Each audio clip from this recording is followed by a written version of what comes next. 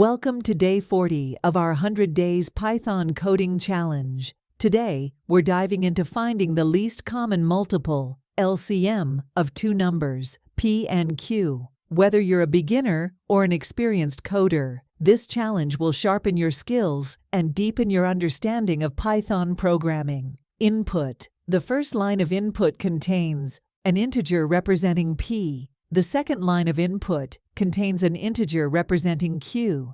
Output. The output should be a single line containing an integer that is the LCM of the numbers m and n. Sample. Input and output are also be given for your reference. Are you ready to level up your Python skills? Watch this video now and don't forget to subscribe to our channel for more daily coding challenges and Python tutorials. Turn on notifications so you never miss an update. Let's grow together as a coding community.